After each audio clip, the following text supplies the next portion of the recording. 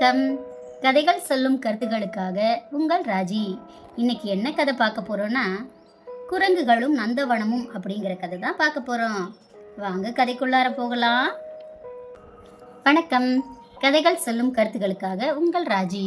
இன்னைக்கு என்ன கதை பார்க்க போறோம்னா, குரங்குகளும் நந்தவனமும்ங்கிற கதை தான் பார்க்க போறோம். வாங்க கதைக்குள்ளார போகலாம். முன்னொரு காலத்தில் காசி நகரத்தை பிரம்மதத்தா என்ற அரசன் ஆண்டு வந்தான். அவன் அரண்மனையை சுற்றி ஒரு பெரிய நந்தவனம் இருந்தது.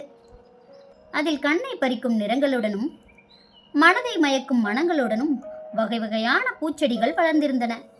ஒரு வாரம் அரசன் தன் பிறந்த நாளை ஒட்டி விடுமுறை கொடுத்தான். அந்நாளை கொண்டாட வேண்டும் என்றும் உத்தரவிட்டான்.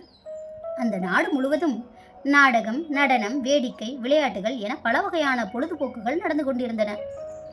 எல்லாரும் கூடி குதூகலமாக காலத்தை கழித்தனர். அரசனின் நந்தவனத்தை பார்த்து கொண்டிருந்த தோட்டக்காரன் மட்டும் ஓய்வு எடுத்துக் கொள்ள முடியவில்லை. எப்படி எடுக்க முடியும்? செடிகளுக்கு ஒரு நாள் தண்ணீர் ஊற்றாவிட்டாலும் வாடி வதங்கி விடும் அல்லவா? தோட்டக்காரனுக்கோ ஊரில் நடக்கும் வேடிக்கை விளையாட்டுகளை பார்க்க வேண்டும் என்று ஒரே ஆசையாய் இருந்தது. தோட்டத்தில் யாரை விட்டு செல்வது என்று நினைத்து பார்த்தான். ஒரு யோசனை தோன்றியது. அரசரின் பழத்தோட்டங்களில் ஒரு குரங்கு கூட்டம் தங்கியிருந்தது.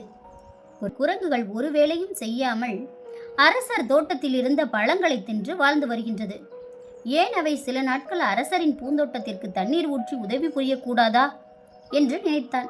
உடனே தோட்டக்காரன் குரங்குகளின் அரசனிடம் சென்று சில நாட்களுக்கு அரசரின் பூந்தோட்டத்திற்கு தண்ணீர் ஊற்ற வேண்டும் என்று கூறினான். குரங்குகளின் தலைவனும் அதற்கு ஒப்புக்கொண்டான்.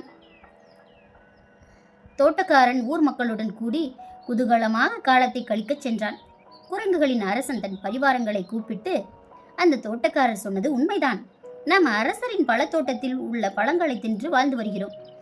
அதற்கு கைமாறாக தோட்டத்தை கவனிக்க வேண்டியது நமது கடமைதானே என்று கூறியது. ஒன்று விடாமல் எல்லா செடிகளுக்கும் தண்ணீர் ஊற்றுங்கள், நிறைய தண்ணீர் ஊற்ற வேண்டும் என்று உத்தரவும் இட்டது.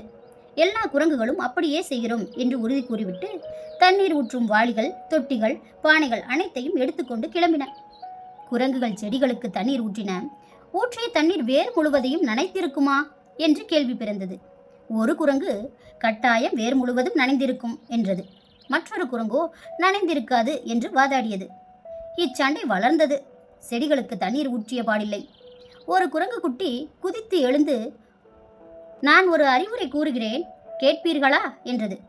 சொல்லு சொல்லு, அப்படியே செய்துவிட்டால் போகிறது என்று எல்லா குரங்குகளும் கூவின.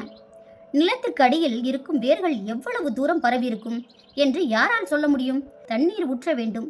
அது வேர் முழுவதும் பரவிவிட்டதா இல்லையா என்று செடிகளை பிடுங்கி பார்த்தால் போகிறது. எல்லா வேர்களுக்கும் போதுமான தண்ணீர் எட்டாவிட்டால் பிடுங்கிய செடிகளின் வேர்களை தண்ணீரில் நனைத்து மறுபடியும் நட்டுவிடலாம் என்றது. அதற்கு குரங்குகள் அனைத்தும் பலே பலே, பேஷ் பேஷ், இதுவே நல்ல வழி. இந்த வழியை கடைபிடித்தால் எல்லா செடிகளுக்கும் அரசர் உத்தரவிட்டபடி தண்ணீர் எட்டியே தீரும் என்று தாவி தாவி குதித்தன. குட்டிக்கரணம் போட்டன. மடமடவென்று எல்லா செடிகளையும் பிடுங்கின. வேர்களை தண்ணீரில் நனைத்து செடிகளை நட்டன. தோட்டக்காரன் திரும்பி வரும் வரை பிடுங்கி பிடுங்கி நட்ட செடிகள் காத்திருக்கவில்லை. இரண்டொரு நாளில் அவை அனைத்தும் வாடி உலர்ந்து போயின. தன்னுடைய அறியாமையை எண்ணி தோட்டக்காரன் மிகவும் வருந்தினான். இக்கதையின் நீதி என்னன்னா, யார்கிட்ட எந்த வேலையை சொல்லணுமோ அதை தான் சொல்லணும். யார்கிட்ட எந்த வேலையை சொல்லக்கூடாதோ அந்த வேலையை சொல்லக்கூடாது. இதனால் இவன் முடிக்கும் என்றாய்ந்து அதனை அவன் கண் விடல் என்கிறது திருக்குறள். இதுவே இக்கதை சொல்லும் கருத்து. வணக்கம். அடுத்த கதையில பார்க்கலாம்.